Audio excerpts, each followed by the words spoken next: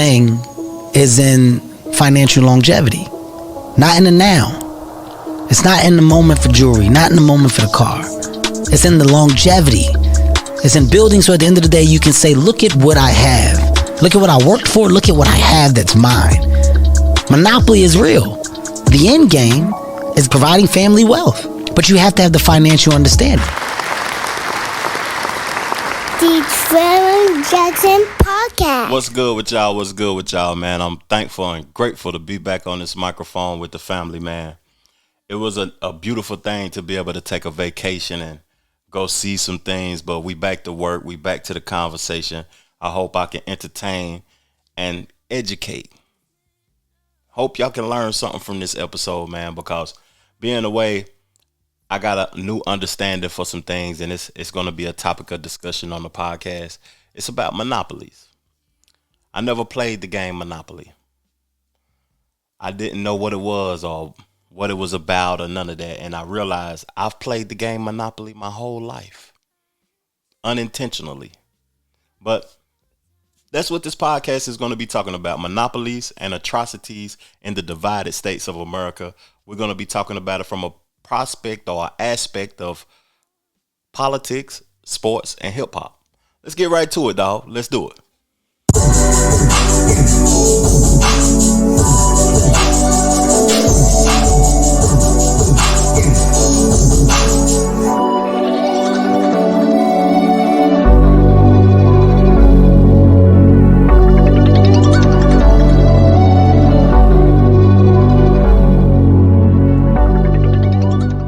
The Trevor Jackson Podcast. Yeah. So, just the reason I took a vacation, it was my wife's birthday. Salute to her. It was Memorial Day weekend. Salute to all the soldiers. Big salute. I appreciate y'all sacrifice, man. And I went to Wilmington, the Crystal Coast, the Carolina Beach, Wrightsville Beach. And I realized that North Carolina is a underrated ocean city.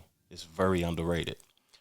Our time there, we went and seen the USS North Carolina that sailed off during World War II, during the Hitler time and all of that. And the experience of seeing all the names of the people who died on the ship made me have a totally different appreciation for men that serves of the service.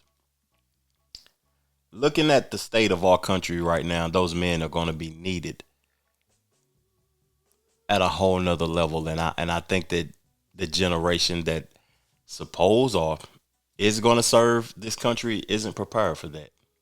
They're not prepared for that type of responsibility. They're not prepared to put their life on the line to protect the country. Now, being on that boat, it was a totally different experience seeing the weapons. I know if you went to the community section of the channel and you seen the picture I posted with the big 1929 machine gun that was mounted to the boat that they shot airplanes down with, that was a different experience, man. That was a different experience because those guns, we shouldn't even need that type of protection. What are we doing to even need that type of protection? Like, it's crazy. But on this episode, I wanted to talk about the guilty verdict with Donald Trump. 34 counts, all of the counts. A presidential felon, the first president in the history of the United States to have felony charges. Interesting. Also, it was a guy that was on Cam Capone News platform. It's a respectable platform on YouTube.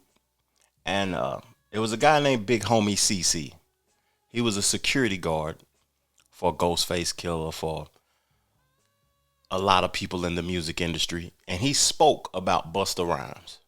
And ever since he came on Cam Capone News platform, other people has spoken about Busta Rhymes in ways that I didn't think of Busta like this. I didn't think of Busta like this. Also, we're going to talk about monopolies in the music industry. We're going to salute some people in the sports. world, and I'm going to give my take and play other people's take, their response to the guilty verdict against Trump, and we're just going to have a good time, man. But to start it off, I want to talk about monopolies in the music industry, and the Department of Justice system is suing Live Nation and Ticketmaster. Crazy. Our products and services.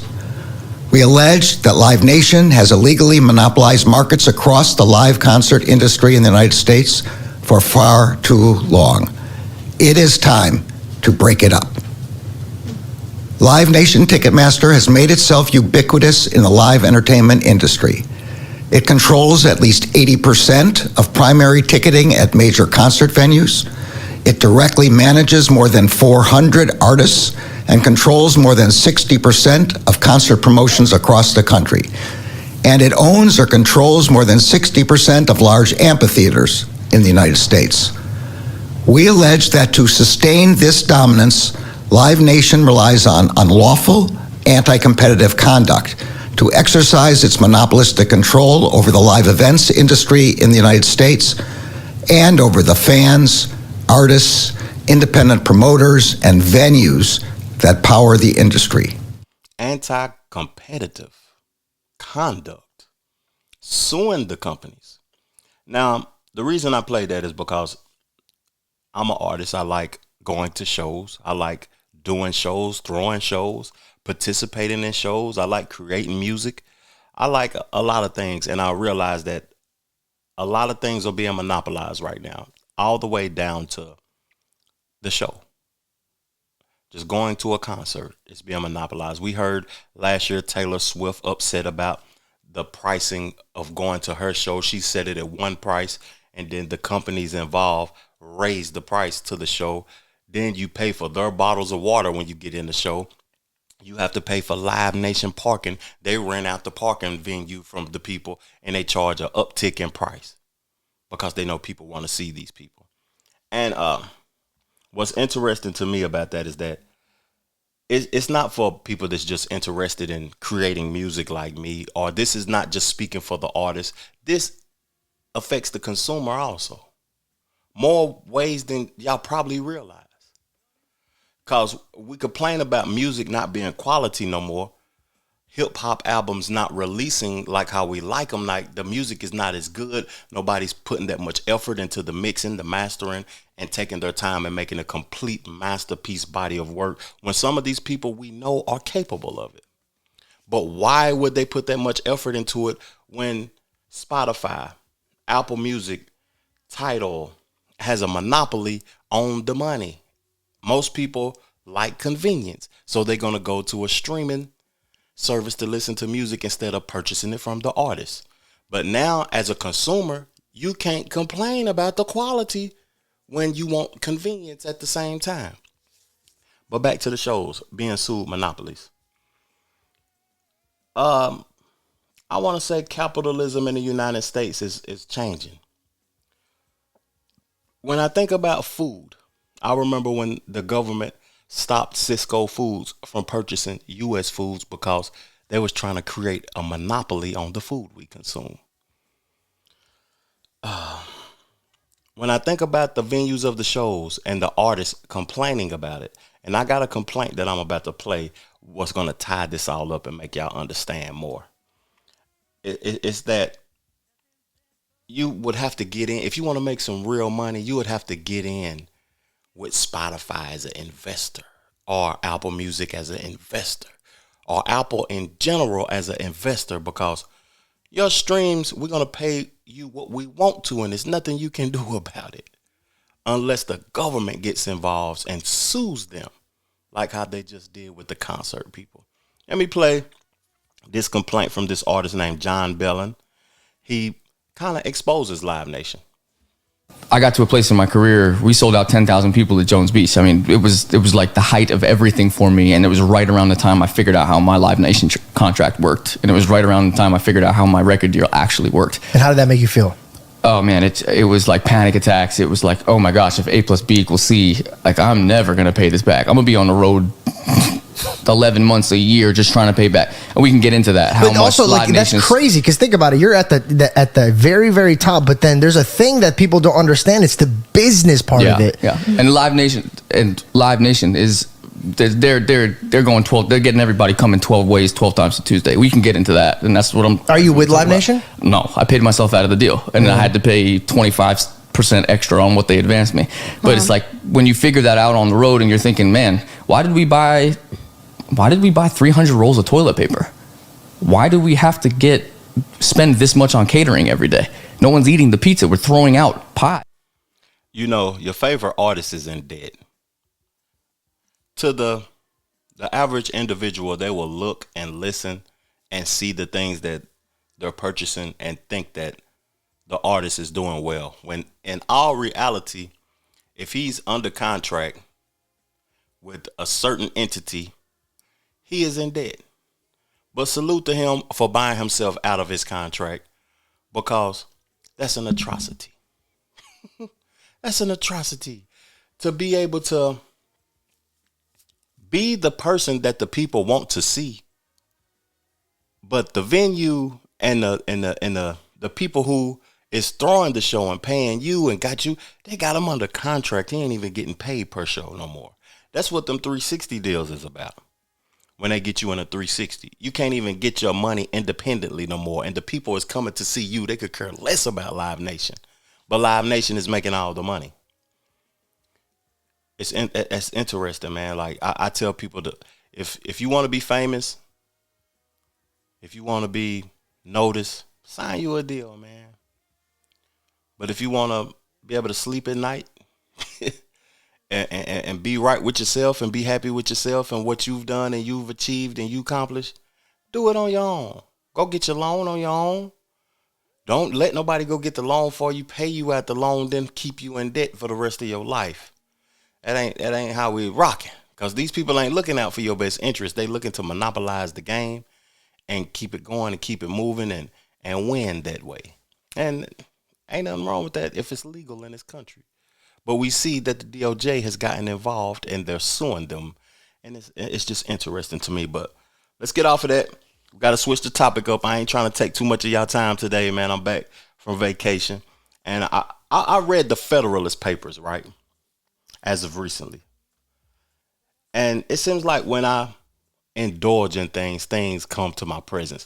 I'm going to show y'all what I'm sipping tonight, man. I purchased this when I was in Wilmington. I didn't know that those people made a blend of wine. Interesting, man. The Federalist Red Blend. Probably, I bought 2 bottles too. Probably some of the best wine I ever had in my life. No cap. But we're going to get into this Trump conversation. We're going to react to some of the things that the people had to say about him being guilty. But it just, my day, I was just chilling. I didn't even know nothing about him going to court or whatever on this day. I was just chilling on the beach, having a ball. And then when this came across my radar on my phone, I said, We've got a verdict. Ari Melber. We are looking at count 1, guilty. Count 2, guilty. Count 3, guilty.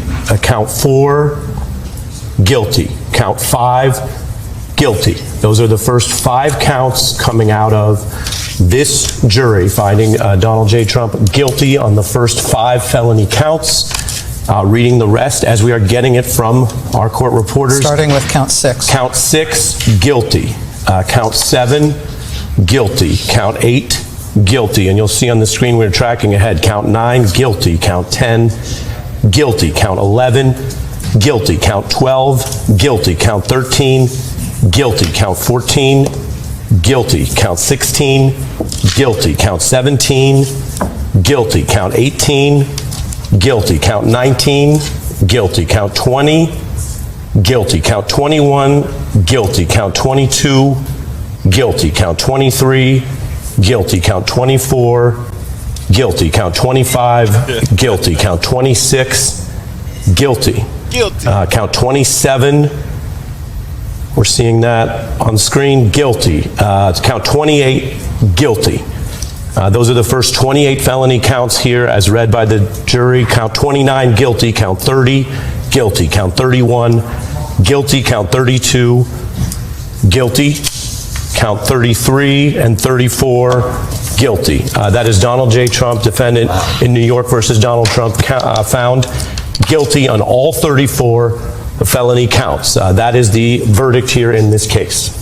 You know what's interesting, like, just to sum it all up to people who might not know what he was actually guilty of. It was using business funds. This is simplifying it to me. If I'm wrong, y'all tell me in the comment section. Using business funds to fund personal things, personal situations, alleged sexual situations. What trips me out is that all the big people or all the millionaires and billionaires always fall from a sexual situation.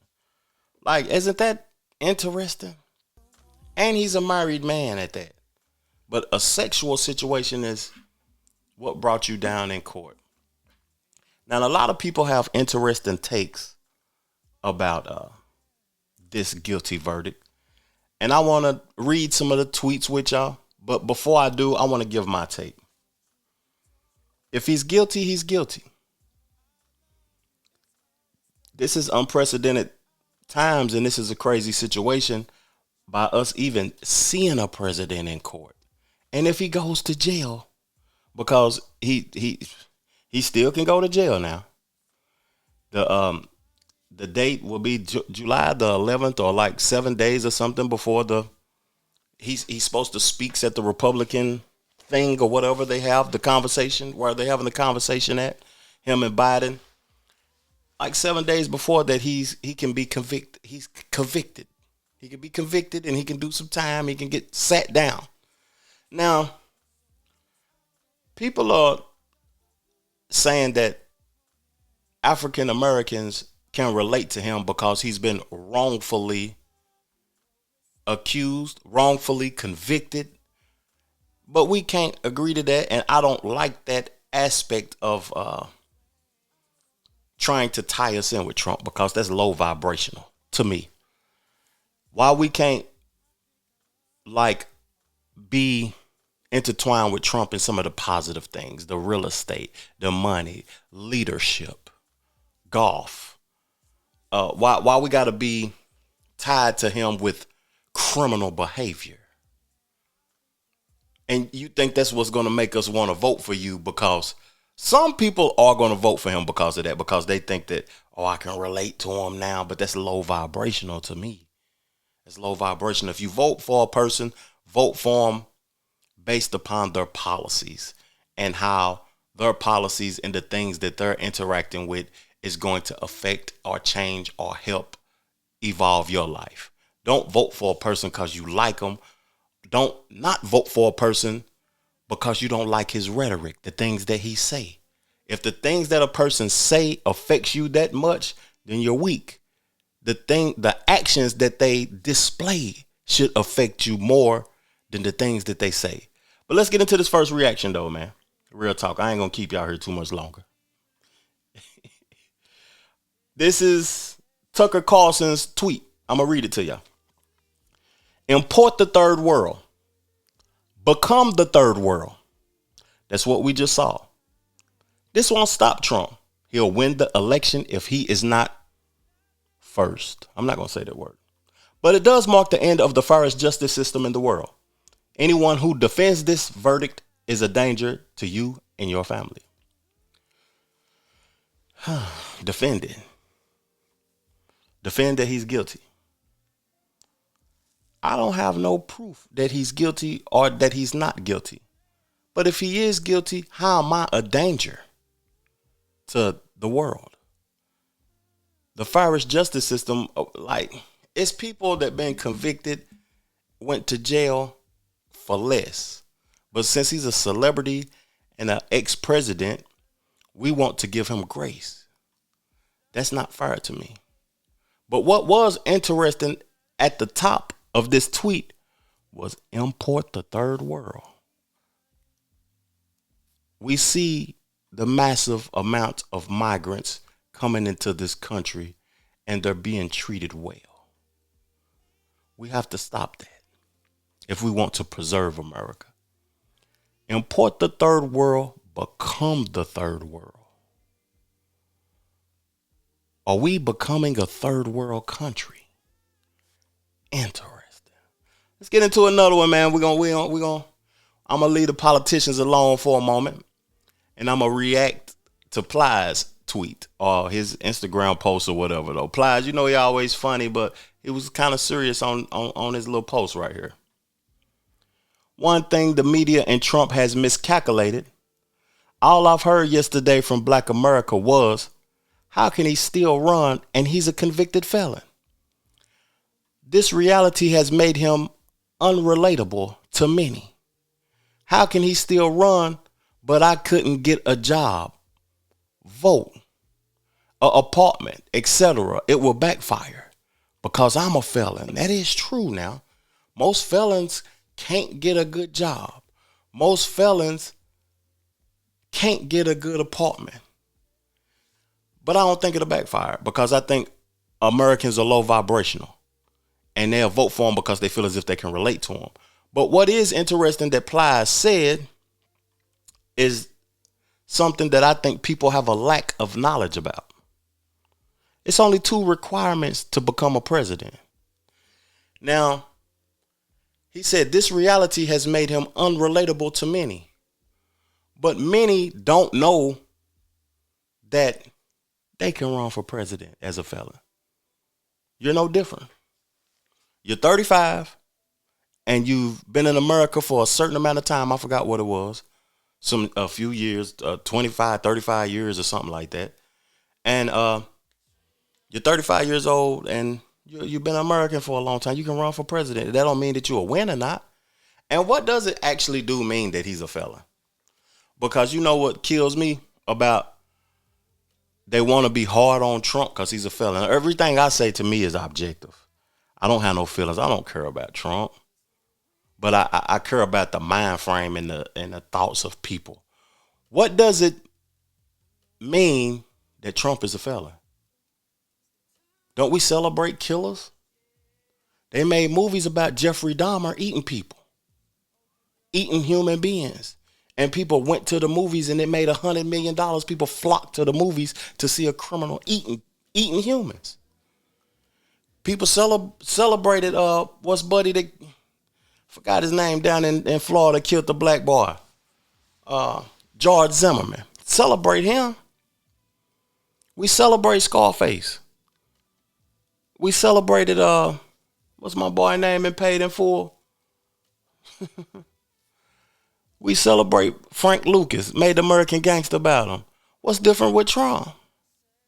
Before he was president, when he had the racks and the money and everything, he spoke about it in multiple rap songs. People made whole songs about him. They loved him. Trying to get money like Trump, something. You know, when people get into certain positions, even with me, I'm not the richest. I'm not wealthy like that. But where I come from, I notice a lot of people dislike me because I'm not in the sewer where I used to be. So they don't like that. They want to bring me back down to the sewer. And that's what they're trying to do with Trump. Let's get into another one though, man. People going to think that I'm a MAGA supporter. But if I am, I don't care.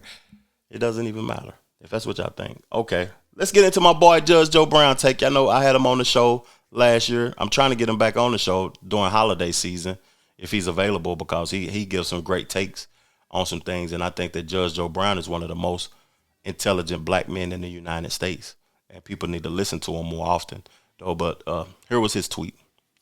This series of Trump persecutions has been orchestrated by the Biden administration and the Democratic Party. Perhaps the GOP representatives and senators ought shut the government down in retaliation for the Democratic Party trying to shut down the electoral process. Now, damn, boy, you a lawyer and a judge. You making an allegation that somebody could use against you by saying that this has been orchestrated by the Biden administration and the Democratic Party. So was they funding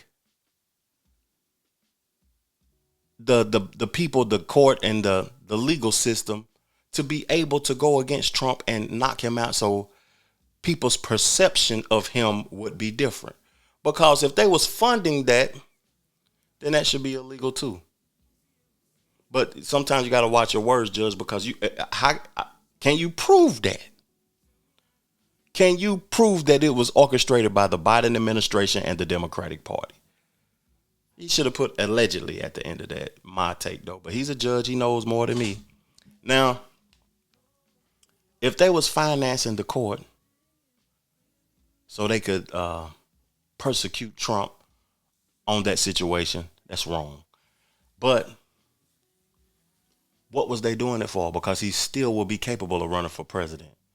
Was they doing it so we can perceive him differently? So the world could view him as a criminal and people won't vote for him because they think he's a criminal or he's a convicted felon, or would him being a convicted felon change the minds of the people? I doubt it. I think him being a convicted felon will make the people want to vote for him more.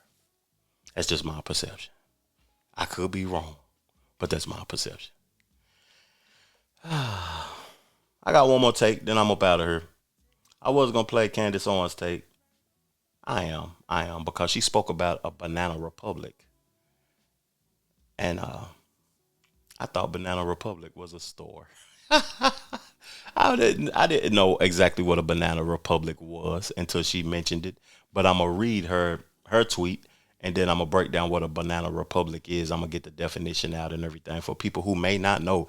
Like me, I don't know everything. I like to be educated on certain things, and I like to bring them to the platform. And if I'm wrong or spitting misinformation on this channel and on this show, I would appreciate y'all help me out.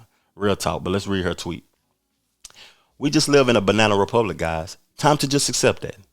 Nothing is legitimate. Not the media or courts or elections. This guilty verdict doesn't shame Trump. It shames our country. Interesting. Seems like people are that I view and look at are on Trump's side a lot, don't it? But me personally, I like getting takes from people that I perceive to be as smart, people that I think that's educated. I wouldn't, me personally, value a rapper's take, even though I looked at Ply's take. You know what I'm saying? But I just, it's just my mind is in a different place. But let's read what a banana republic is. Hold up. Okay. A banana republic is a country with an economy of state capitalism, whereby the country is operated as a private commercial enterprise for the exclusive profit of the ruling class. So let me read a part of that again. The country is operated as a private commercial enterprise for the exclusive profit of the ruling class. Who is the ruling class? First of all, I'm just going to give y'all my thoughts. The ruling class is the people that make the laws. The people that's in power to change the laws. The senators, the presidents, the vice presidents, the banks. Those are the ruling class. Now let's read a little more. Let me go back to it. Whereby the country is operated as a private commercial enterprise. What's a private commercial enterprise? First of all, private. A collective of individuals doing something in private. I thought capitalism was for the public. I thought all the public could participate in it. That's where we come in with monopolies and atrocities. They monopolize this country, man, and people can't get in. People ain't going to be able to get in. People don't want to work no more because it's like, what am I working for? I'm not going nowhere. I'm just able to pay bills, eat, and go back to work. It's a repetitive cycle. It's not benefiting the human being. It's helping the country to keep going and going and going. But people don't want to live like that. People see real life now. I remember before social media was created, we couldn't see the things that we wanted on a daily basis. You get on your phone now, you can see somebody in Ibiza, you can see somebody in Turks and Caicos, you can see somebody in Hawaii, you can see somebody daily traveling here, traveling there, taking pics, doing this and doing that, and then you got to go to your job and be in that repetitive cycle all the time. When these people that is controlling the monopoly is making all the money, you don't stand a chance at creating a clothing brand, at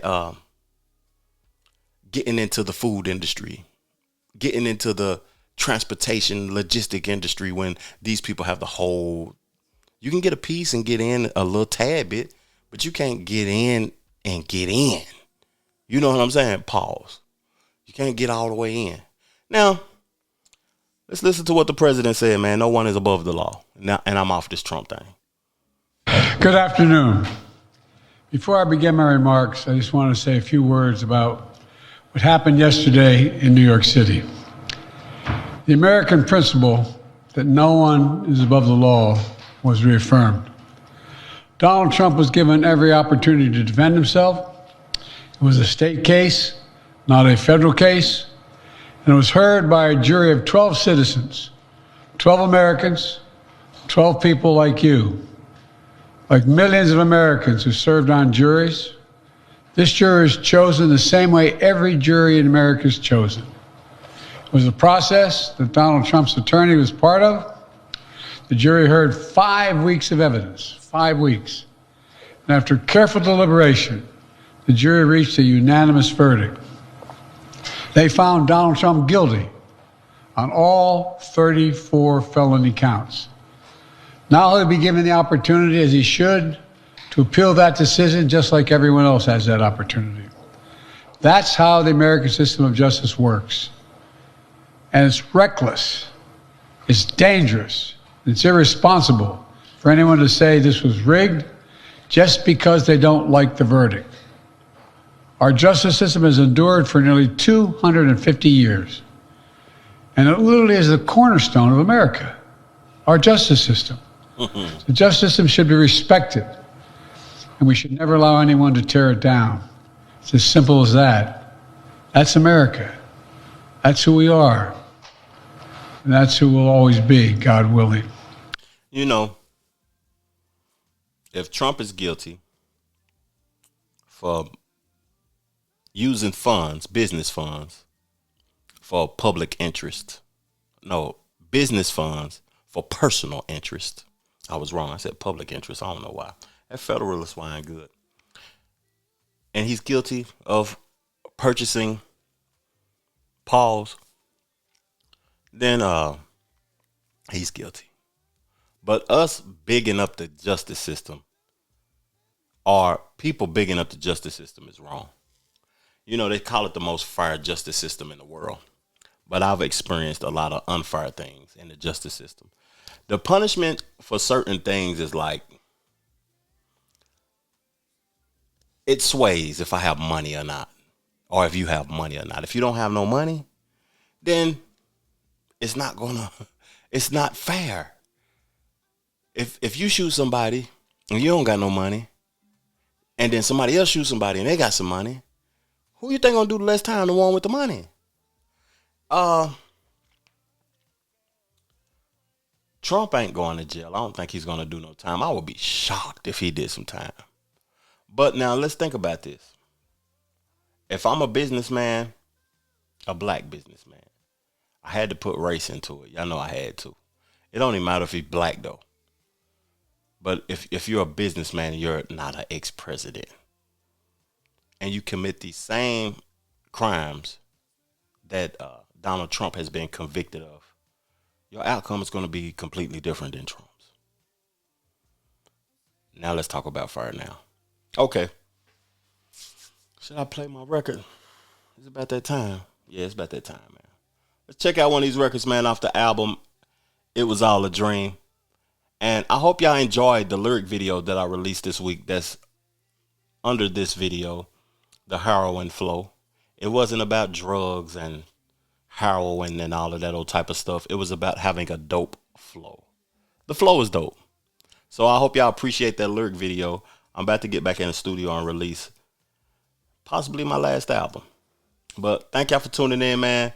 And I'm going to play this record. Then we're going to switch the conversation from politics to a little bit more hip hop stuff. And then we're going to top it off with sports. Pause.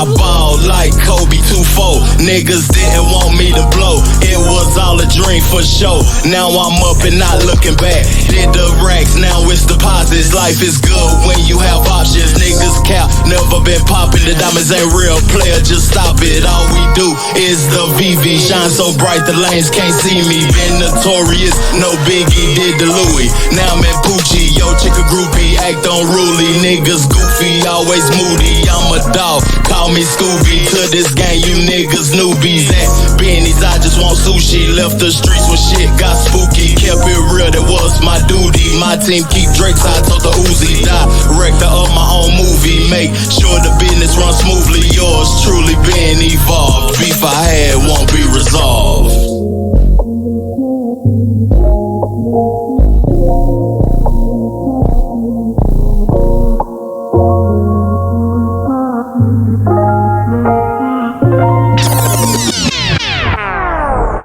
Yeah.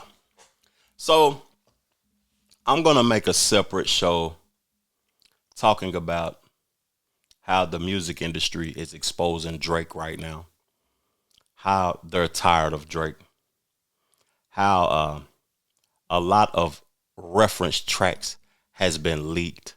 I don't want this show to be demonetized because I'm trying to get some paper now. But I'm going to have a couple of shows this week. I want to review the Illmatic. That's not going to be monetizable because of the records from Illmatic of Nas. And I want to do a show specifically talking about the attack from the music industry on Drake. But what made me think about this or whatever is because Snoop Dogg was asked a question about his thoughts on the Kendrick Lamar and Drake beef. I want to ask you about some of the stuff going on in music right now. Because you lived through the original East Coast, West Coast craziness. Now you see dudes going back and forth. What does that mean to you? And especially because your voice was used in one of those songs. Well, only thing I want to say about that whole scenario is that I want to give both of them a shout out for raising the bar as far as lyrics, as far as song making, because the writing has been upped since the confrontation or whatever you call whatever they went through. Those are my nephews. I'm not in the middle of it. I support both of them, and that's personal business, not my business. But as far as what they did for the industry and the rap game, they made you rap again. You can't just mumble your way and gimmick your way to a song no more, buddy. So thank y'all. All them mumble rappers out there, let them know that mumble stuff is over.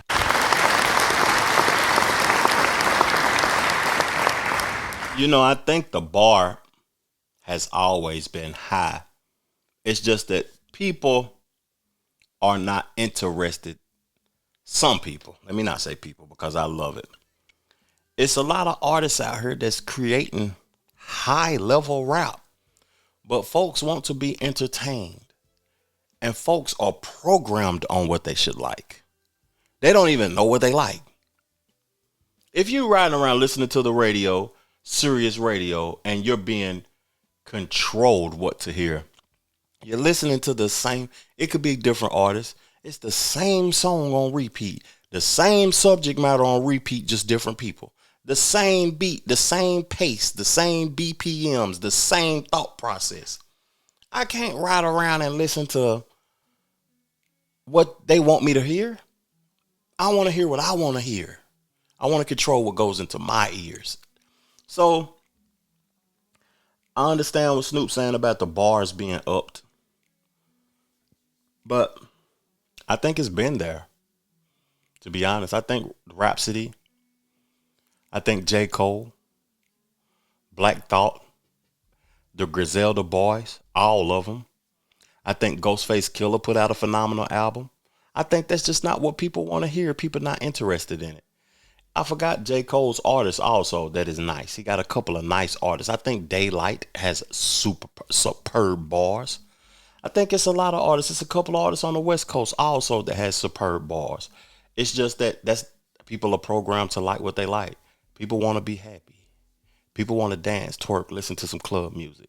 That's what people want to hear.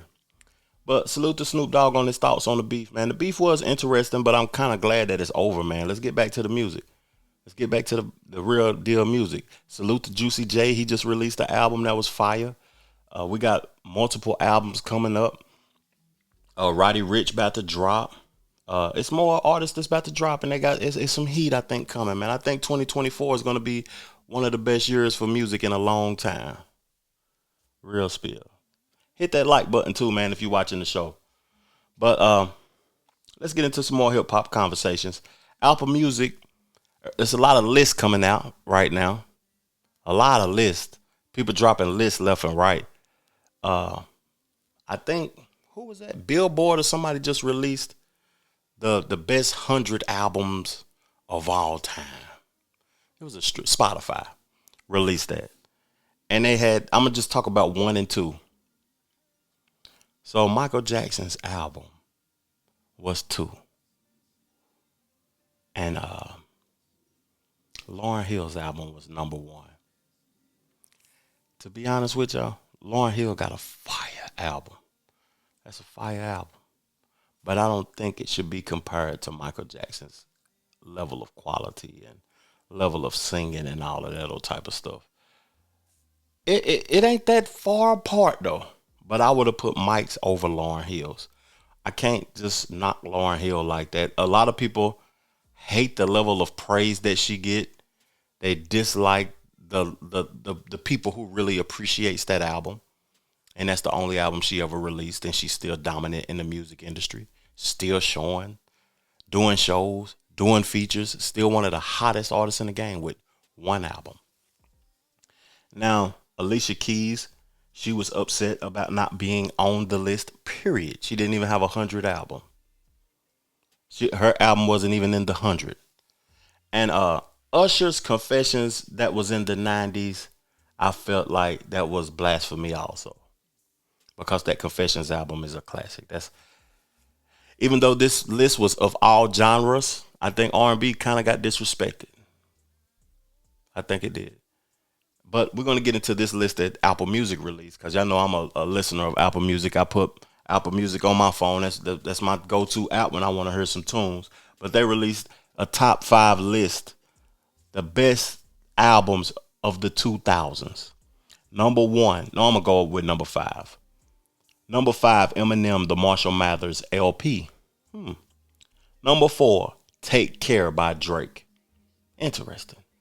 Number 3, Ye, My Beautiful Dark Twisted Fantasy.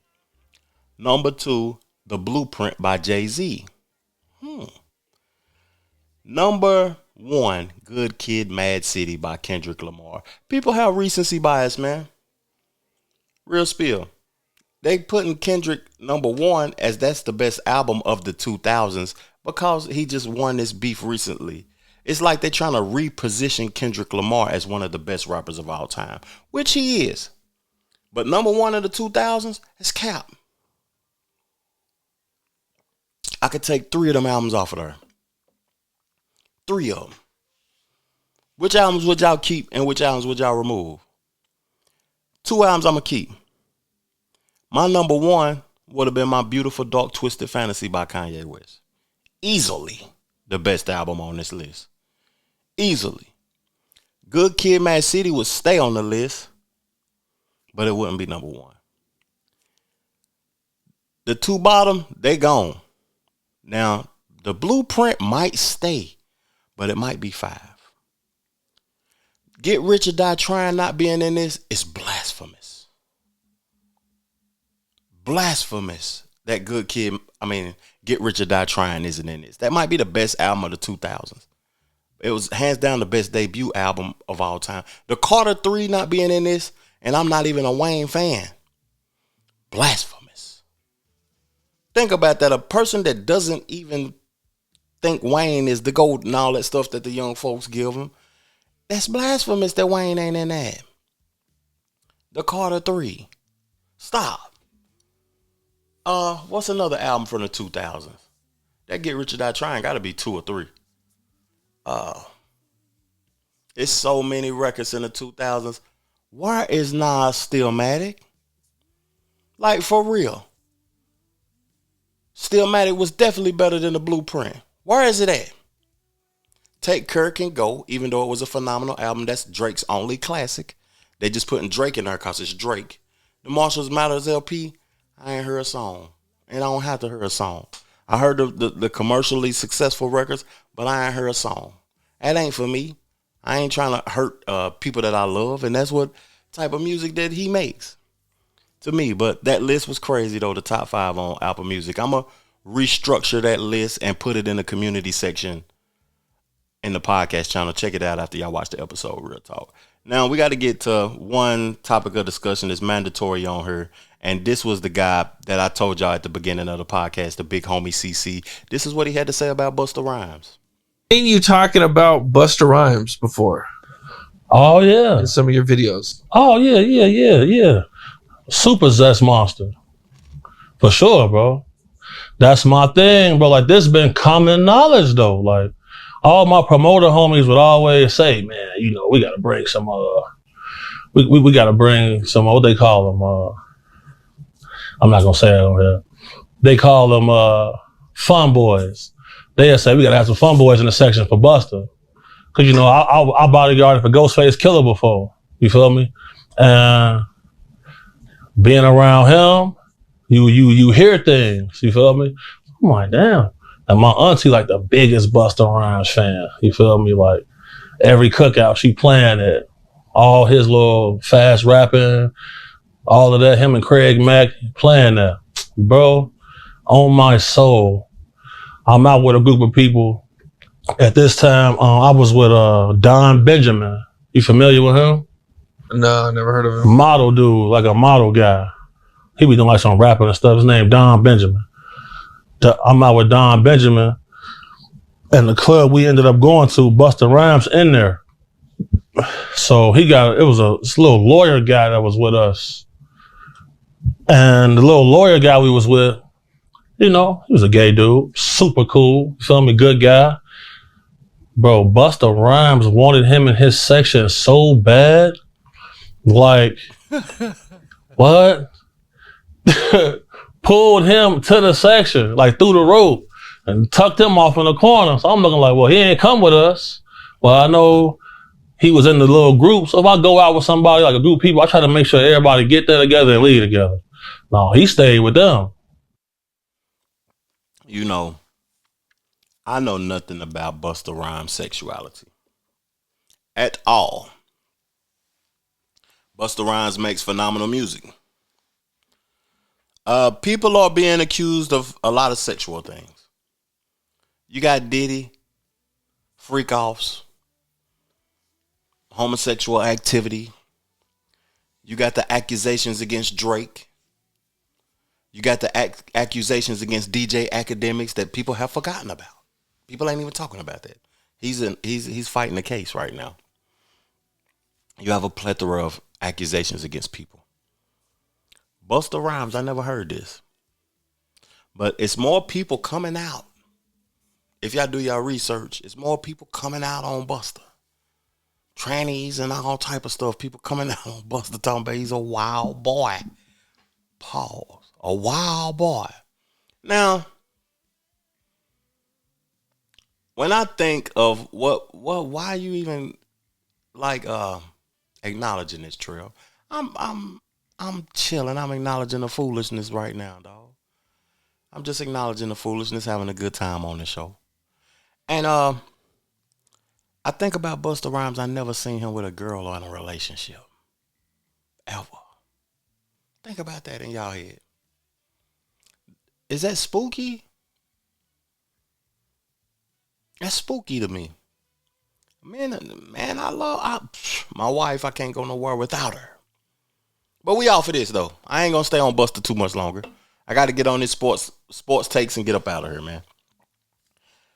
Before I get on the apologies and the NBA takes, I want to say something about Mike Tyson and Jake Paul because the fight has been postponed. Mike Tyson's return to the ring will have to wait. Today, organizers announced his match against YouTuber Jake Paul has been postponed due to medical issues. In a statement, Tyson said doctors told him to rest for a few weeks due to an ulcer flare-up. He said the issue began on a flight from Miami to Los Angeles this month. The 57-year-old's return to the ring was scheduled for July 20th, and it was going to be live streamed on Netflix. A new date for the match will be announced on June 7th. This fight will be Tyson's first since boxing Roy Jones Jr. in an exhibition match in 2020. Tyson's last professional match was in 2005. Mike Tyson is recovering from an ulcer flare-up he suffered while flying cross-country. It was so bad, airline staff had to put out a call for medical professionals. All right.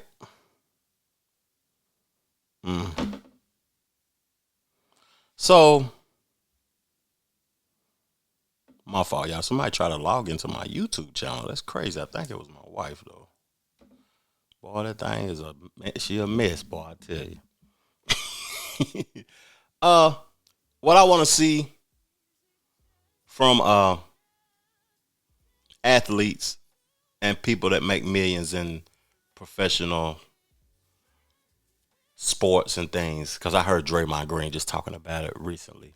He was talking about how the NBA sets people up for failure. I don't understand how they do that. What I want to see is somebody retire healthily. I'm tired of seeing Mayweather in these exhibitions or whatever they are. And I'm tired of seeing Mike Tyson fight. And the money ain't worth it, dog. You at a certain age. Stop.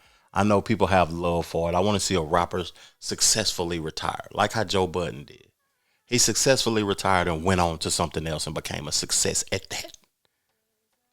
Leave stuff alone, man, and move forward. I don't want you to die in the ring, Mike. I want to remember you as you was. People love things, and I can understand if somebody disagree with me on this statement, but people love things. People want to continue on, but this seems like a money play. He's not healthy, and he shouldn't be fighting. That's just my take. And that's not no hate take. I appreciated your podcast, Mike. You had some of the greats on there. You was doing your thing. I understand you might get bored, but damn, dog. Move forward with something else and become great at that. Don't let that white boy is out for a bag. He ain't fought nobody under 35. He been whooping he ain't lost to a nigga yet. He whooping y'all ass. Stop. Don't fight him and don't get in there and get killed and embarrass us, and you gonna make all the black men on the planet mad.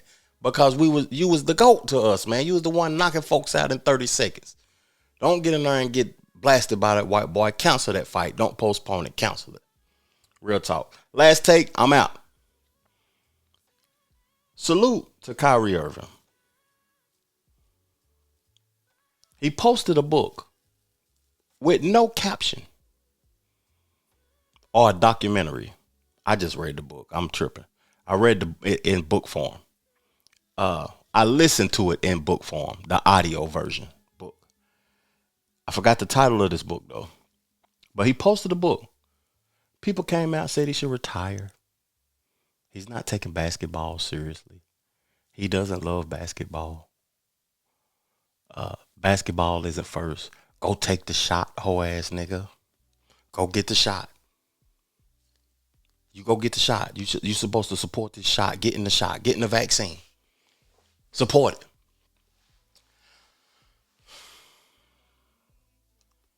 One thing you can't tell certain people is what to do, what to choose, what to value, what you should appreciate and what you shouldn't appreciate. And I respect Kyrie for that. And at the time he was doing what he was doing, I was respecting it. I was wondering why they were speaking negatively on his name and telling him he should retire at the prime of his career, when Kyrie is the most skilled basketball player ever. I'm going to play a few apologies, but I'm going to keep going. And Molly, before we start, hold on, let me say this. Before we start pulling and applauding for Kyrie Irving, we need to start getting these apologies out there, okay? They need to be as loud as everybody were when they were criticizing Kyrie, and I'm one of them. Let me start off by apologizing because I had a lot of disrespectful things to say about Kyrie. I thought Kyrie didn't give a damn about the game of basketball, but a different situation, a different coach, a team that's going to embrace him, a team that's going to actually be on his side. We're seeing the best version of Kyrie Irving right now. You know, it's crazy. He said that he didn't think that Kyrie gave a damn about the game of basketball, but the way he trains, his diet and everything shows that he loves the game. Your fat ass up here criticizing this nigga sitting down eating Twinkies and shit on ESPN judging somebody. Like, that's the reason that I appreciate Star Show and I model my show similar to him when it comes to objectivity. Because you'll never catch me apologizing because I'm never being malice. I guarantee on this show, in the comment section and probably in some of the clips or whatever, they're going to be calling me MAGA. They're going to be saying I support Trump. And they're going to be saying that you a coon. You have such and such behavior. But you know what? I never even said any of the things that people are going to be perceiving. It's just that I was being objective in my thought process. People don't like that. People want you to give a take that they agree with or they ain't going to like you. One more apology and we up at this thing, man. Kyrie did deserve to be criticized at the time that he was being criticized. Kenny Smith did call me, and he reminded me of guys. He mentioned 6 guys. They weren't disagreeing with what I was saying, but they were addressing the fervor with which I talked about Kyrie. And I really didn't see it that way. I felt like I had looked out for Kyrie Irving on many, many occasions until I couldn't. And then I felt that his attitude towards me had changed and it felt like betrayal. I let that go, but then when his father, I felt, came at me the wrong way, I reacted like I react.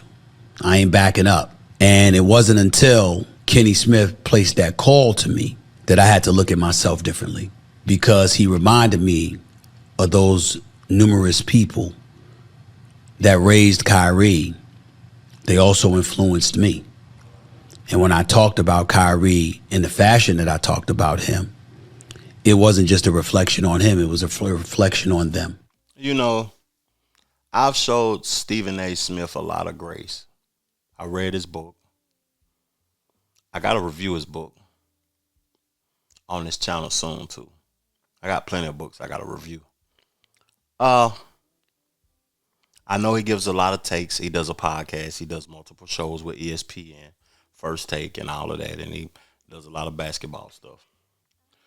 But that apology was bullshit. Just apologize. Don't talk about yourself. You always want to include you in some shit, man. That's what people don't like. Just give the take, apologize or whatever, and keep it moving, dog. Sometimes you can be doing some bullshit. It might be time for a vacation or a break, Stephen A., because you're really getting annoying to some individuals, man. But thank y'all for tuning in. Monopolies and Atrocities. Man, we're going to see a lot of these. I'm at this thing, man. We'll be back on a consistent basis doing the shows. Peace, love, plenty, abundance. Make sure you go get you some money, and I'm gone. Chill.